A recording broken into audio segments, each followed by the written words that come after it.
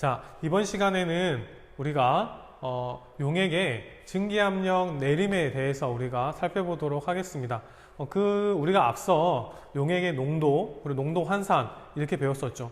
특히 이 파트 같은 경우에는 고체체, 기체 중에서 선생님이 중요하게 생각하는 부분은 기체 파트였습니다.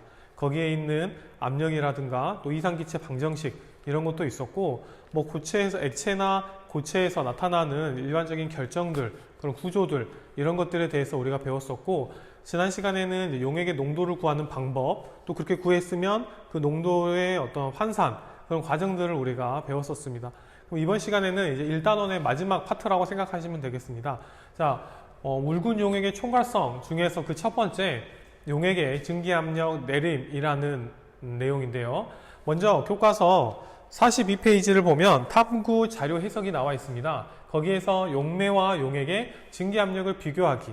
자, 이름에서, 제목에서 보다시피 용액의 증기압력 내림. 자, 용액은 증기압력이 내려간다라고 정의할 수 있습니다. 그러니까 순수한 용매일 때보다 용액의 증기압력이 더 내려간다, 더 낮다, 이런 것들을 이제 제목에서 담고 있는데, 실제 그런지 여기 있는 그림을 통해서 우리가 한번 살펴보면, 자, 왼쪽에 있는 게 순수한 물로만 구성되어 있고, 오른쪽에 이제 용질이 녹아있는 용액이 되겠습니다. 용액이. 자, 그러면 이 가운데 이제 순이 이렇게 담겨져 있는데, 누가 더 증기압력이 더 크냐, 작냐는 이 두 개의 높이를, 이 U자관에서 왼쪽, 오른쪽의 높이를 서로 비교하는데, 어디를 기준으로 잡냐면, 높이가 낮은 쪽을 기준으로 잡습니다. 그래서 높이가 낮은 기준이 여기가 되겠죠? 여기를 잡은 다음에, 자, 여기는 지금 수은이 없습니다. 이 기준선 위쪽으로 수은이 없지만 오른쪽에 있는 건 수은이 있죠. 그렇죠? 그래서 여기서 누르는 이 수은을 누르는 힘은 무엇만 있냐면 여기 왼쪽에 있는 물의 증기 압력만 있습니다. 물의 증기 압력. 그렇죠? 그래서 여기서 보게 되면은 쉽게 말하면 물의 증기 압력.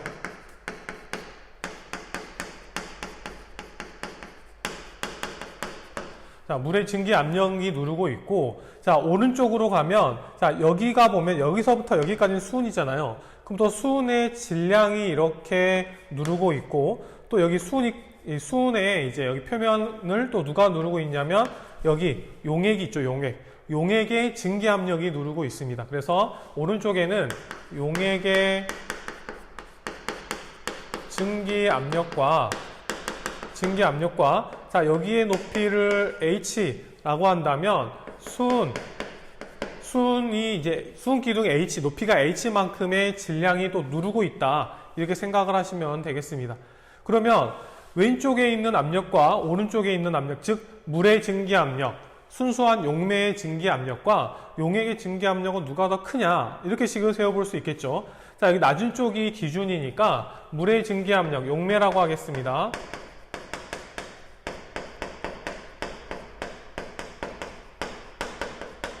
자, 용매의 증기 압력은 용액의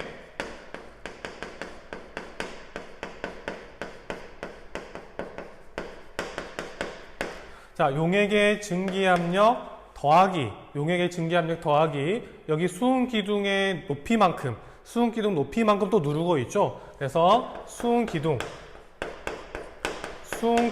누르는 압력만큼을 더해야지 용매의 증기 압력과 같습니다. 그러면 용액의 증기 압력은 수은 기둥의 높이만큼을 더해야지 용매의 증기 압력과 같기 때문에 용액의 증기 압력은 어때요?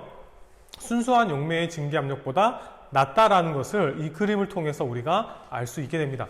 보다시피 여기 제목에서 보다시피 용액이 되면, 묽은 용액이 되면 용액의 증기 압력은 순수한 용매일 때보다 증기 압력이 내려간다, 이렇게 얘기를 할 수가 있는 겁니다.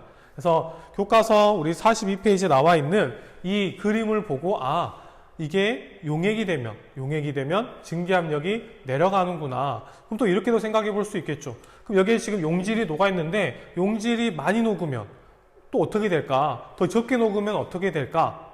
이렇게 보면 되겠고, 만약에 여기가 두 개 다 만약에 용액이라면 어떨까? 이런 것들을 생각해 볼 수가 있을 겁니다. 그래서 보게 되면 여기 이쪽의 경우에는 용매, 여기에 용질, 아까 이제 보게 되면 이 용질이 이 표면에서 증발하는 것을 조금 막는 역할을 좀 하게 됩니다. 그래서 여기 지금 용매의 증기압력이 높은 게 증발이 잘 되기 때문에 그래요. 그래서 여기가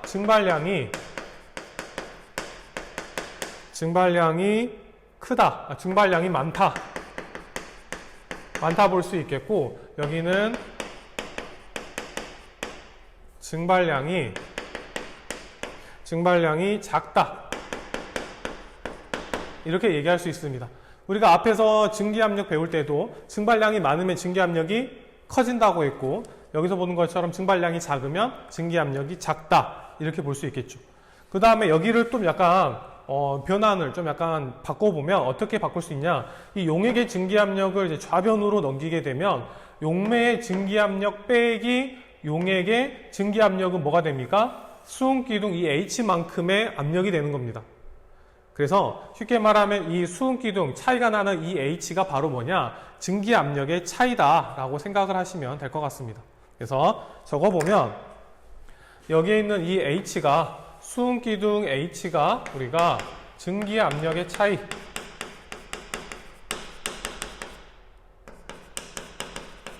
만약에 이렇게 용매와 용액 두 개를 비교했다면 이 용매와 이 용액의 증기압력의 차이가 바로 이 수은기둥 H만큼 난다, 이렇게 볼 수가 있는 거죠. 자, 여기 높이가, 수은기둥의 높이 H가 만약에 360mmHg다. 그러면 어떻게 볼 수 있죠? 여기 있는 이 용매와 이 용액의 증기압력의 차이가 얼마 정도 차이 난다? 0.5기압, 2분의 1기압 차이가 난다, 이렇게 우리가 얘기를 할 수 있는 겁니다. 그래서 이 그림에서 우리가 증기압력, 용액의 경우에는 증기압력이 내려가게 된다, 이렇게 보면 되겠습니다.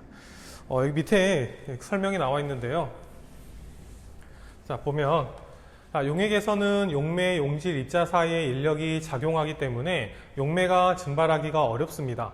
그 다음에 또한 용액에서는 용질 입자가 용액 표면의 일부를 차지하고 있어 용질 입자가 용매 입자의 증발을 막아 용액의 증기압력이 순수한 용매의 증기압력보다 낮다. 자, 이렇게 선생님 밑줄이 두 개가 그어져 있죠.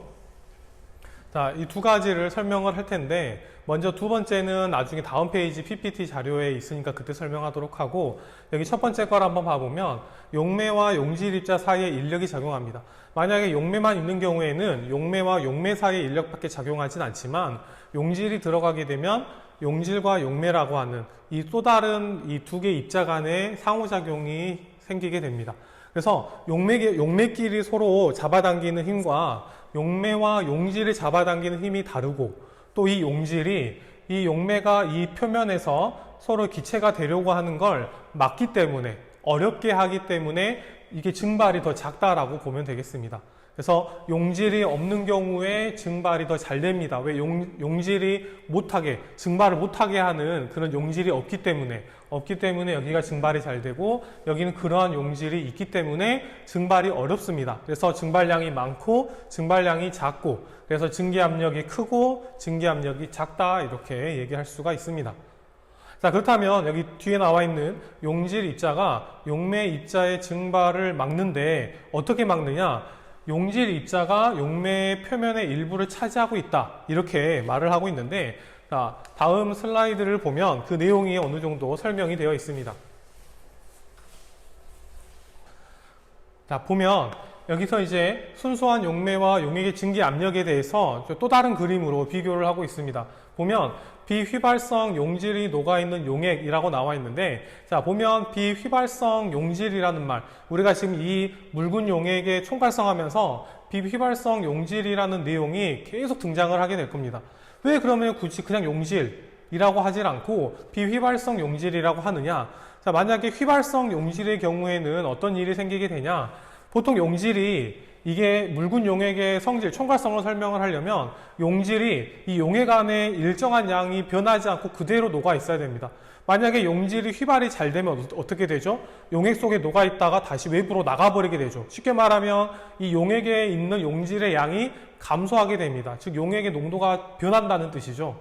그렇게 돼버리면 이 용질에 의해서 방해받거나 아까 말했던 것처럼 증발을 못하게 했던 그런 용질들의 양이 줄어들면 어떻게 돼요? 증발할 수 있는 또 다른 가능성이 생기게 되는 거잖아요.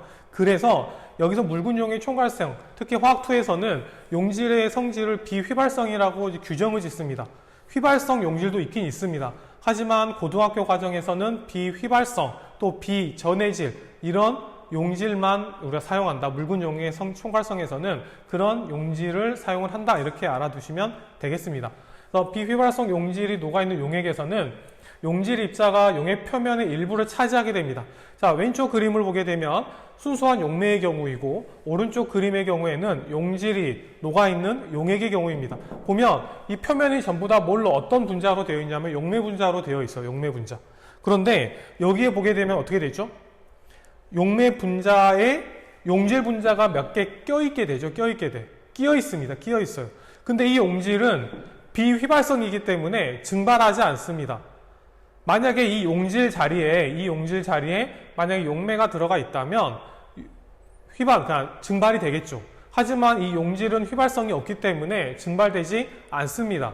그러면 이 용매 대신 차지하고 있는 용질 자리는 증발할 수 없기 때문에 순수한 용매가 있을 때보다 증발을 덜 하게 되는 겁니다. 그래서 아까 말했던 것처럼 용질 분자가 용매 분자의 자리를 차지하는 바람에 증발하기가 어렵게 되는 겁니다. 그래서 순수한 용매의 경우에는 여기 보면 화살표가 많죠. 여기는 용질 자리가 화살표가 없습니다. 증발하는 화살표가. 비휘발성이기 때문에. 그래서 여기가 훨씬 더 증발량이 많고 오른쪽 용액이 증발량이 적게 되는 거죠. 그러다 보니까 우리가 증기압력이 크고 작다라는 것을 우리가 할 수가 있습니다. 정리해보면 여기가 지금 순수한 용매가 되겠고, 자, 여기는 용액입니다. 용액. 쉽게 말하면 용질 플러스 용매가 되겠죠. 자, 순수한 용매의 경우에는 용매의 증발을 가로막는, 방해하는 요소가 없기 때문에 증발이 잘 됩니다. 그래서 증발량이 많습니다. 하지만 용액의 경우에는 이 용질이 용매의 증발을 방해하기 때문에 증발량이 상대적으로 작죠. 증발량이 상대적으로 작습니다. 그래서 이쪽 부분은 증발이 많이 돼서 이 표면에 기체가 엄청 많아지게 됩니다. 증기압력은 기체 분자 수에 비례하니까 증발량이 많아지게 되면은 증기압력도 증가하게 되고, 증발량이 감소하게 되면 증기압력은 감소하게 됩니다. 감소하게. 용액이 증기압력이 낮은 이유는 그 두 가지로 볼 수가 있죠. 우리가 앞에서 배웠던 것처럼 용매가 증발하지 못하도록 붙잡는 그런 역할을 한다라는 거, 그것 때문에 용액의 증발량이 낮아져서 증기압력이 낮아진다. 그 부분을 우리가 생각해 볼 수 있겠고, 또 여기 그림에서 보는 것처럼 이 용매가 들어갈 자리에 용질이 들어감으로써 이 표면에서 증발을 해야 되는데 그 용매 대신 증발을 못하게끔, 여기선 지금 용질이 비휘발성이라고 했기 때문에 증발하지 않습니다. 따라서 여기에 있는 이 용질들이 증발하지 못하게 하는 역할을 하다 보니까 증발량이 작아지게 되고, 그 다음에 증기압력이 낮아지게 되는 그런 결과를 가져온다. 이렇게 볼 수 있겠습니다. 자, 그러면, 이렇게 해서 이제 증기압력이 이제 내려가게 됐는데, 자, 그러면 이제 증기압력, 내림에 대해서 우리가 한번 살펴보면,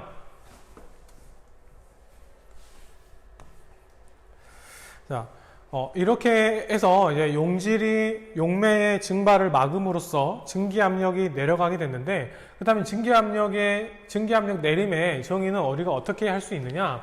일정한 온도에서, 자, 온도가 일정해야 됩니다. 만약에 온도가 일정하지 않는다면, 다르다면 당연히 증발량이 다르기 때문에 용액이라고 하더라도 더 증기압력이 높을 수 있습니다. 예를 들면 분명히 용액이 용매보다 더 증기압력이 낮아야 하는데, 여기서 만약에 용매 온도가 여기 이 지점이고 용액의 온도가 이 지점이라면 누가 더 증기압력이 높나요? 용액이 더 증기압력이 높죠. 말이 안 되잖아요. 따라서 우리가 이 증기압력 내림을 설명하기 위해서는 온도가 우선 같아야 합니다. 일정한 온도에서 우리가 시작을 해야 되고, 비휘발성, 증발을 하면, 용질 자체가 증발을 해버리면 용액의 농도가 변하기 때문에 당연히 안 되겠죠. 그래서 비휘발성이라는 용질의 정의가 조건이 꼭 들어가야 합니다. 이 조건이 상당히 중요한데 이 조건을 제대로 만족하지 않은 상황에서 만약에 문제를 내 가지고 여러분이 답을 용액의 증기압력은 순수한 용매의 증기압력보다 낮다라고 한 것이 맞냐 틀리냐 이거를 우리가 맞다고 할 수가 없는 거죠. 왜냐하면 아까 방금 말했듯이 용액이 온도가 다르다면 용액이 더 높을 수 있기 때문에, 만약에 휘발성이라면 또 농도가 달라지기 때문에 증기압력이 증가할 수 있는 그런 여지를 두기 때문에 온도가 일정한 온도나 비휘발성 용질이라는 말이 조건이 없으면 이 내용이 맞다고 하기가 어렵습니다. 그래서 선생님이 만약에 이제 그런 문제는 내진 않지만 증기압력 내림의 정의를 한번 서술하시오 라고 했는데, 저 앞에 나와 있는 조건 두 개를 빼고 이게 더 중요한 것 같아, 이게 더 중요해 해서 딱 이거 뒤쪽에 있는 것만 딱 적는다면 당연히 정답으로 인정받기가 어렵습니다. 그럼 여러분들이 오겠죠. 왜 이게 맞는데 왜 틀리냐, 왜 점수를 주지 않느냐 보면은 이렇게만 적었을 때는 방금처럼 예외적인 상황이 그러니까 성립하지 않는 경우도 있기 때문에 맞다라고 해줄 수 없죠. 하지만 선생님 경우에는 그런 경우는 너무 단호하게 안 된다 하지 말고 이제 부분 점수를 주긴 하지만 원칙대로라면 빵점이 맞습니다. 그렇게 적었을 때. 그죠? 그러니까 우리가 과학에서 정의를 정리할 때 이런 앞에 조건이 나와 있으면 그 조건을 한번 유심히 잘 보고 그 부분을 잘 숙지를 해야 됩니다. 그렇지 않는다면 나중에 이게 여러 가지 상황에서 그걸 설명할 수가 없게 돼요. 적용도 어렵고. 화원도 마찬가지. 어떤 특정한 조건에서 성립되는 법칙이 있는데 그 조건을 무시하고 그냥 법칙만 들이내밀고 왜 안 되냐, 왜 이걸로 안 되냐, 그렇게 하면 이제 나중에 문제 푸는 상당히 어려움을 겪게 됩니다. 그래서 우리가 이런 만약에 정의에서 조건이 나온다면 그 조건을 꼭 우리가 명심을 해야 할 것 같습니다. 자, 일정한 온도에서 비휘발성 용질이 녹아있는 그 용액의 증기압력은 순수한 용매의 증기압력보다 낮다. 그렇죠. 증발량이 작기 때문에 증기압력이 낮을 수밖에 없고, 자, 증기압력 내림을 이렇게 델타 P로 표현을 하는데 이 델타 P는 순수한 용매의 증기압력에서 용액의 증기압력을 뺀 값이라고 이렇게 생각을 하면 되겠습니다. 그래서 여기를 보게 되면 자, 여기 녹색이 여기가 용매의 증기압력, 순수한 용매가 되겠고 빨간색이 용액의 증기압력이 됩니다. 그러면 동일한 질량, 동일한 T라는 온도에서 용액이 되게 되면 압력이 이만큼, 이 간격만큼 낮아지죠. 이 간격이 바로 델타 T가 된다는 겁니다. 당연히 우리 알다시피 같은 온도에서는 무조건 용매보다, 순수한 용매보다 증기압력이 낮습니다. 그렇기 때문에 한 델타 T는 여기 순수한 용매 압력에서 그 다음에 용액의 증기압력 뺀 값입니다. 그래서 이 델타 P는 절대 음수가 나오지 않고 양수로만 표현을 합니다. 왜? 큰 값에서 작은 값을 빼기 때문에. 그래서 변화값이 마이너스도 될 수 있지 않느냐, 순서를 바꾸면 되겠지만 정의 자체가 큰 값에서 작은 값을 빼기 때문에 그게 달라지지 않는다라는 거 알아두면 되겠습니다. 자, 이렇게 증기압력 내림, 이 그래프를 보면 우리가 증기압력 내림 이렇게 설명할 수가 있겠고, 자, 그 다음 슬라이드를 한번 보면, 자, 이 경우는 좀 다른 경우를 다른 자습서나 다른 책에서 좀 가져왔습니다. 이게 어떤 경우냐면 우리가 지금까지 앞에서 비교한 건 순수한 용매 그리고 그 다음에 용액 이 두 가지만 비교를 했었는데 지금 여기는 어떤 걸 비교하고 있냐면 둘 다 용액입니다. 하지만 농도가 조금 다릅니다. 어떤 건 농도가 조금 더 진하고 어떤 건 조금 더 농도가 연하고 그 차이만 있을 뿐이지 다 똑같습니다. 자, 그랬을 때 이 그림을 통해서 각각의 용액의 증기압력의 크기를 가지고 용액의 농도를 유추할 수 있느냐, 결론부터 얘기하자면 유추할 수 있습니다. 왜냐하면 여기 나와 있죠. 내용이 용액의 농도가 클수록 증기압력은 내림은 크다라고 하고 있습니다. 농도가 많으면 용질의 입자수가 많다는 거잖아요. 어떻게 말하면. 그죠? 그랬을 때 용질의 양이 많으면 표면에, 그 액체 표면에 용질이 많이 끼어 들어가서 용매의 증발을 이제 늦추게 됩니다. 못하게 막죠. 그래서 증기압력이 낮아진다.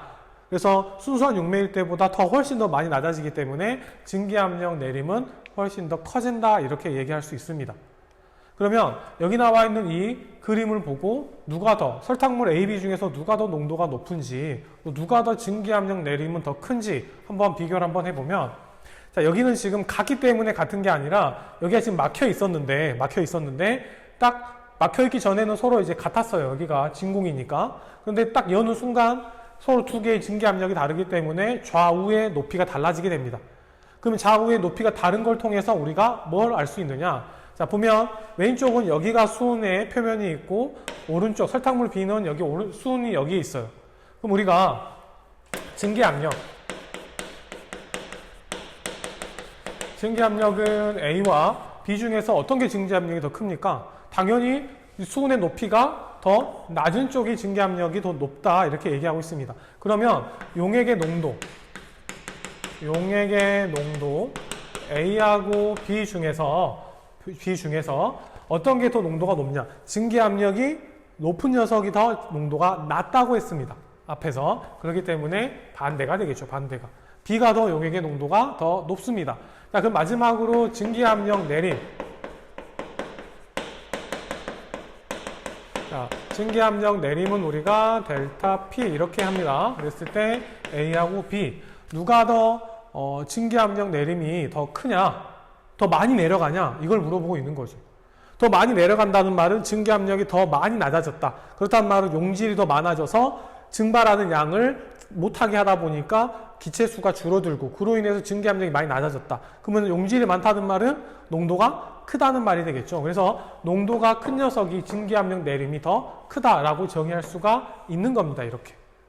그래서 만약에 이런 그림이 나와 있을 때 우리가 봐보면 증기 압력, 농도 어떻게 누가 더 농도가 더 진한지 연한지 구할 수 있겠고 증기 압력 내림이 누가 더 그 값이 누가 더 큰지 작은지를 우리가 비교할 수가 있는 겁니다. 할 수 있겠나요? 어렵진 않죠. 우리가 그 증기 압력에 대한 이해만 잘 하고 있으면 용질이 증기 압력에 미치는 영향만 잘 우리가 이해를 하면 이런 것들이 크게 어렵지 않게 서로 연결시키고 이해할 수 있을 거라고 생각을 합니다. 자, 그러면 이제 다른 거 한 가지만 소개를 한번 해볼게요. 자, 여기도 마찬가지로 자, 이만큼이 있습니다. 여기 X라는 용액, 설탕물이라고 할게요. 설탕물. 자, 그랬을 때 Y라는 설탕물. 자, 이거를 이렇게 바닥에 책상에 두고 여기 이렇게 어떤 뚜껑으로 덮습니다. 이렇게 차단을 밀폐를 시키는 거죠. 외부에 있는 기체, 내부에 있는 기체가 이제 서로 왔다 갔다 할 수 없게끔 차단을 합니다. 그리고 여기는 맨 처음에 진공이었어요. 진공이었다고 가정을 했을 때, 그랬을 때 이 X와 Y 농도는 지금 좀 다릅니다. 용액의 농도가 X가 Y보다 더 진하다라고 가정을 했고, 또 여기 이 X용액과 Y용액의 높이가, 즉 부피가 같았습니다. 부피가 같다고 조건을 한 상태에서 일정한 시간이 지나면, 온도도 일정하겠죠. 일정한 시간이 지난 뒤에 이 X와 Y의 양 변화가 어떻게 되겠느냐, 부피 변화가 어떻게 되겠느냐라는 거죠. 처음에는 같았죠.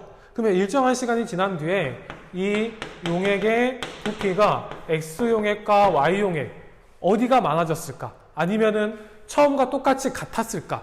누가 더 커졌을까? 이런 것들을 좀 우리가 해봤으면 좋겠습니다. 그래서 선생님이 이 부분을 과제로 하고 싶습니다. 과제로. 과제가 나왔으니까 몇 가지 과제에 대해서 안내 말씀드리면, 자, 선생님이 항상 출결 과제와 피드백 과제 두 개로 지금 이렇게 여러분들한테 제시를 하고 있는데, 출결 과제를 하는 이유가 뭔지 알죠? 온라인 클래스가 만약에 예전에 처음에 초창기 때 먹통이 됐을 때 폭발해가지고 제대로 출결 체크 기록이 안 남았을 때 그걸 대체하는 게 출결 과제였습니다. 그래서 가장 1순위가 온라인 클래스의 출결 기록이 있으면 솔직히 출결 과제는 큰 의미가 없습니다. 만약에 없을 때 의미를 갖기 위해서 출결 과제를 하는 거고요. 자, 피드백 과제는 왜 그걸 했냐면, 지금 여러분들과 선생님이 직접 만나고 선생님이 여러분들이 지금 수업 들으면서 무슨 어떤 행동을 하고 어떤 생각을 하고 어떻게 하는 활동을 하는지 모르기 때문에 선생님이 어떤 활동을 하라고 제시를 하는 겁니다.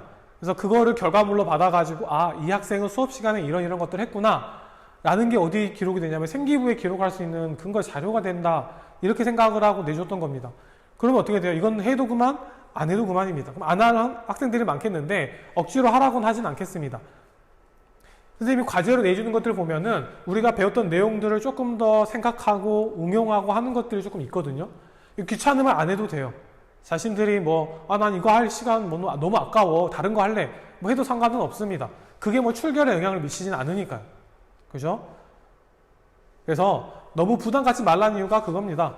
이게 과제를 해도 되고 안 해도 되긴 하지만 출결 과제를 해야 하는 학생은 온라인 클래스에 기록이 없는 학생은 무조건 해야 됩니다. 선생님 저는 접속을 했는데 출결 기록이 안 남았어요? 그럼 해야 됩니다. 과제를. 저는 했는데요. 근데 그런 학생들이 만약 나는 안 했는데 했다라고 우겼을 경우에는 선생님도 그걸 파악할 길이 없기 때문에 억울하더라도 출결 과제를 하기 바랍니다. 그래서 선생님 출결 과제를 엄청 머리 복잡한 걸 내주진 않죠. 중요한 거, 수업 중에 중요한 거 3가지 정도만 적으라고 하니까 그것도 뭐 엄청 길게 아니라 개념 위주로, 단어 위주 말고 개념 위주로 적으라고 합니다. 뭐 노트 정리나 이런 걸 잘 봤으면 교과서에 나와 있는 거 적어도 상관없습니다. 그게 뭐 얼마나 걸리나요? 적었던 거 그냥 촬영해서 올려도 되고 타자로 쳐도 되고 상관없습니다. 그래서 과제를 너무 부담 갖지 말고 방금 같이 내주는 거는 좀 생각을 좀만 하면 됩니다. 이거는 어떻게 하면 조금 더 접근하기 쉽냐? 선생님이 처음에 동적 평형, 이거 말고 그 전에 동적 평형에 대해서 설명을 했었습니다. 그거를 좀 연결을 해서 하면 될 것 같아요. 농도가 X가 더 많죠? 더 크죠? 그렇죠? 그럼 누가 더 증발해도 잘 될까?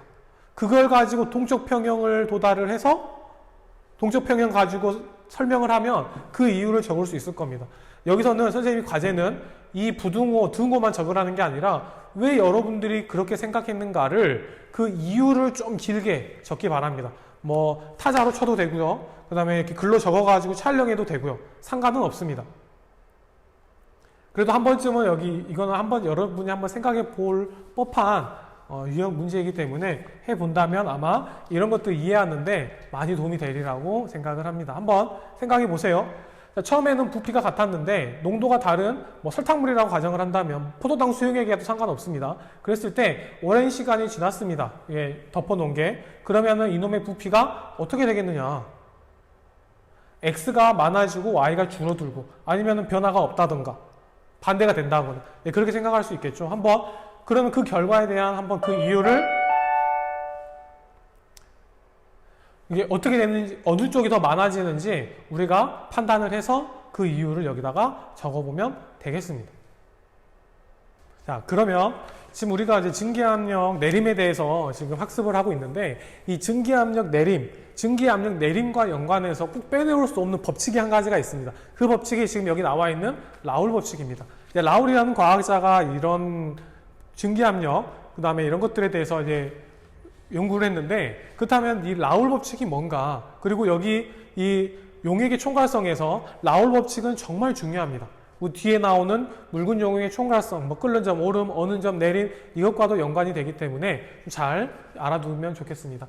자, 라울 법칙이 뭐냐 보면 비휘발성, 비전해질 용질이 녹아있는 용액의 증기압력은, 자, 여기서 지금 라울 법칙은 용액의 증기압력에 대해서 정의하고 있습니다. 용액의 증기압력. 근데 어떤 용액이냐? 비휘발성, 비전해질 용질이 녹아있는 용액의 증기압력을 말하고 있습니다. 비휘발성은 선생님이 아까 앞에서 말했듯이 왜 비휘발성이어야 되는지 알려줬습니다. 그럼 왜 비전해질을 할까요? 자, 보면은 우리가 농도할 때 몰 농도 했을 때 그 입자의 용질의 몰수를 이제 구하는데 이 전해질 같은 경우에는 이온결합 물질이 많거든요. 근데 이온결합 물질은 물에 녹았을 때, 쉽게 말하면 미온화가 됐을 때 그 입자의 개수가 어때요? 달라진다는 거죠. 많아지는 겁니다. 그러니까 1몰을 녹였는데 염화나트륨 같은 경우에는 2몰이 되기도 하고, 염화칼슘 같은 경우에는 어떻게 되죠? 몇 몰이 되죠? 3몰이 됩니다. 똑같이 염화나트륨 1몰, 염화칼슘 1몰을 녹였는데 여기는 2몰이 되고 여기는 3몰이 됩니다. 어떻게 돼요? 용액에 녹아있는 용질의 입자 수가 달라지게 됩니다. 똑같은 몰수를 집어넣었는데 정작 녹았을 때는 달라지게 돼요. 그래서 아직 화학2 고등학교 과정에서는 용질이 비전해질이라고 가정을 합니다. 선생님 전해질이면 안 되나요? 됩니다. 그건 대학교 가서 우리가 배우게 될 것 같고, 고등학교 과정에서는 그냥 딱 계산하기 편하게 비전해질, 그러니까 비휘발성, 비전해질 이렇게 가정해 놓고 조건을 달아놓고 보는 거죠. 그랬을 때 증기압력은 용액 내 용매의 몰분율과 순수한 용매의 증기압력을 곱한 것과 같다, 이렇게 말하고 있습니다. 자, 보면 이게 무슨 말이냐. 자, 우리가 용액의 증기 압력은 어떻게 돼요? 낮아진다고 했죠. 낮아진다고. 그런데 우리가 여기가 지금 용액이고 여기가 지금 순수한 용매입니다. 이 순수한 용매에다가 용질을 집어넣어서 용액의 증기 압력이 되는 건데 왜 용매의 몰 분율에 비례하느냐 이렇게 생각을 하면 아까 그림에서 이렇게 그림이 이렇게 있는데 여기 지금 이렇게 다 용매 분자가 순수한 용매일 때는 지금 용매 분자가 이렇게 표면에 있을 거 아닙니까? 그러면은 이러한 것들이 용질로 대체된다면 증발을 막기 때문에 증기 압력이 낮아져요. 그런데 만약에 용매의 몰 분율이라고 하면 여기 이 표면에 용매가 얼마나 있는가를 나타내는 거잖아요. 용매와 용질의 전체 몰수를 가지고 비교했을 때 여기가 용질과 용매가 섞여 있는데 이 표면에 용매가 용질에 비해서 얼만큼 차지하고 있느냐를 나타내는 게 용매의 몰 분율이기 때문에 여기 이 표면에 용매가 많으면 많을수록 어때요? 증기 압력은 높아집니다. 반대로 용질의 수가 많아져 가지고 여기 있는 이 표면에 용매의 숫자가 줄어들면 상대적으로 용매의 몰 분율이 낮아지면 어떻게 돼요? 증발할 수 있는 용매의 숫자가 줄어들기 때문에 증기 압력은 어떻게 됩니까? 낮아지겠죠. 어찌 보면 여기 이 표면, 이 전체 용액의 용매의 몰수가 용질의 몰수와 상대적으로 비교했을 때 많으면 많을수록 증발이 잘 돼서 용액의 증기 압력이 높아진다 이렇게 보는 거죠. 그래서 여기 용액의 증기 압력에 용매의 몰 분율이 비례한다라고 얘기를 하는 겁니다. 당연히 여기 용매의 증기 압력은 당연히 비례하는 거겠죠. 또 이렇게도 생각해 볼 수 있습니다. 아예 기준이 되는 게 아예 순수한 용매가 1이라고 봤을 때 그 용액은 당연히 1보다 낮아질 거 아니에요. 분명히 증기 압력 내림이 작용을 할 테니까. 그러면 이 순수한 용매에서 이 용매가 차지하고 있는 비율만큼 증기 압력이 나타나는 겁니다. 무슨 말인지 알겠나요? 아까 설명했던 거랑 지금 설명했던 거랑 조금만 이렇게 다르게만 표현을 했을 뿐이지 의미는 똑같아요. 용매가 많으면 많을수록 당연히 증발이 잘 되니까 증기 압력이 높아지고 반대로 용매의 몰 분율이 낮아지면 증발할 수 있는 양이 적기 때문에 당연히 증기 압력이 낮아지게 되는 겁니다. 그거를 이제 식으로 표현을 한 거죠, 이게. 그게 바로 라울 법칙이라는 겁니다. 그래서 용질, 비휘발성, 비전해질의 용질이 녹아있는 용액의 증기 압력은 어떻게 돼요? 용매의 몰 분율과 순수한 용매의 증기 압력의 곱과 같다. 이렇게 나타내는 겁니다. 이게 바로 라울 법칙이고, 보면, 그러면 그 증기 압력은 용질의 종류와는 관계가 없다. 이거 어디서 많이 들어봤는데? 그죠? 우리 기체 파트 할 때 한번 나왔던 내용인데, 좀 더 살펴보고 한번 얘기해 봅시다. 자, 용질의 종류와는 관계가 없이 용질의 입자수에만 영향을 받는다. 농도라는 거죠, 농도. 용액의 농도. 농도에 영향을 받는다. 이렇게 얘기를 하고 있는 겁니다. 그 다음에 두 번째, 모든 농도에서 라울 법칙을 만족시키는 가상적인 용액을 이상 용액이라고 한다. 자, 이렇게 되면 어느 정도 눈치 빠른 사람은 알겠죠. 우리가 앞서 배웠던 이상 기체가 떠오를 겁니다. 아마 이상 용액 하면. 이상 기체도 마찬가지로 보일 법칙, 샤를 법칙, 아보가드로 법칙, 이 세 가지 법칙을 완벽하게 적용시킬 수, 적용되는 그런 기체였잖아요. 그죠? 그 중에서 아보가드로 법칙을 살펴보면 온도와 압력이 일정할 때 기체의 종류에 관계없이 어때요? 기체의 몰수는 부피에 비례한다. 이게 아보가드로 법칙이었잖아요. 비슷한 내용인 걸 볼 수 있습니다. 이상 용액인데 라울의 법칙을 만족시키는 게 이상 용액인데 그 이상 용액에서 증기 압력을 나타낼 때는 용질의 종류와는 관계없습니다. 용질이 종류가 포도당이든 설탕이든 그런 게 중요한 게 아니라 그 안에 있는 설탕의 개수, 포도당의 개수가 얼만큼 들어있느냐가 중요하다라는 겁니다. 무슨 말인지 알겠죠? 그래서 라울 법칙은 이렇게 온전히 그 용액의 증기 압력은 용매의 몰 분율, 용질과 용매 두 개 있으면 용질의 몰 분율입니다. 선생님이 강조하는 이유는 그 다음에 나오는 라울 법칙과 증기 압력 내림을 설명할 때 이게 식이 비슷해요. 식이 비슷하다 보니까 헷갈리는 경우가 종종 있습니다. 그러지 말라고 지금 계속 강조하는 겁니다. 그래서 잘 표시해두고 잘 체크해가지고 헷갈리지 않았으면 합니다. 다시 한번. 자, 용액의 증기 압력은 용매의 몰 분율 곱하기 순수한 용매의 증기압력의 곱과 같다. 이렇게 꼭 기억하길 바랍니다. 자, 그러면 이 라울 법칙과 관련된 문제를 좀 풀어보도록 합시다.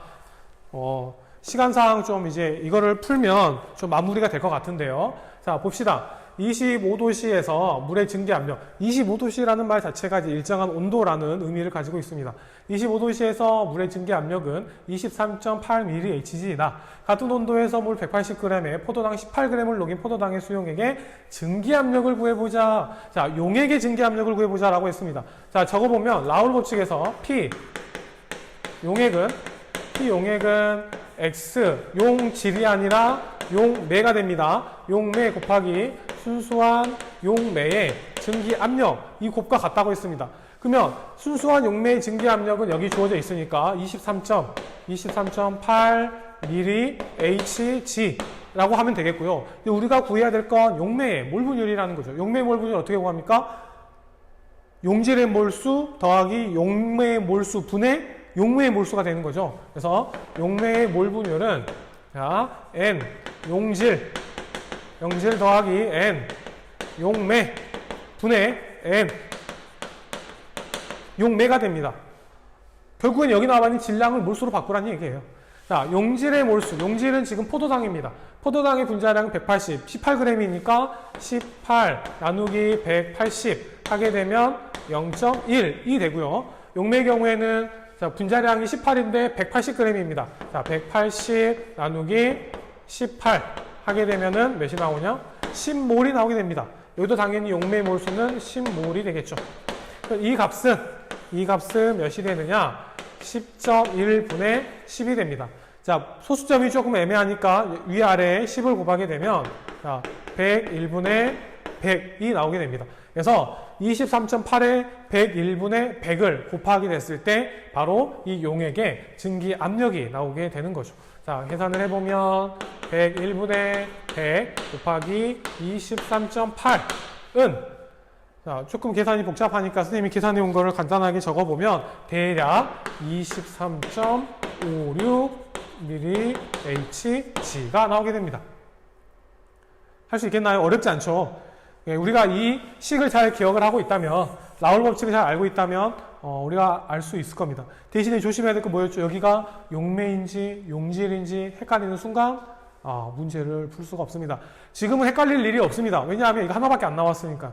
뒤에서 이제 증기압력 내린 거 관련된 식이 라울 법칙과 증기압력 내릴 거 관련된 식이 나오게 되면 그때는 헷갈릴 수 있습니다. 그래서 잘 정리해 둘 필요가 있어요.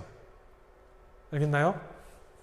자, 그러면 우리가 다음 시간에, 자, 지금 말고 다음 시간에 라울의 법칙과 증기압력 내림이 서로 어떻게 정의가 되고 어떤 연관이 있는가, 그리고 나서 그거를 좀 빠르게 살펴본 뒤에 이제 마지막으로 끓는 점 오름, 어는 점 내림, 그 다음에 삼투압, 이런 묽은 용액의 총괄성 마지막을 살펴보고 우리가 1단원 마무리하도록 하겠습니다. 아마 여기까지 하게 되면 아마 수요일날 딱 우리 등교 계약할 때까지 딱 진도가 나갈 것 같아요. 그래서 이제 2학 딱 등교하게 되면 2단원부터 우리가 진도를 나가면 될 것 같습니다. 수고하셨습니다. 다음 시간에 보도록 하죠.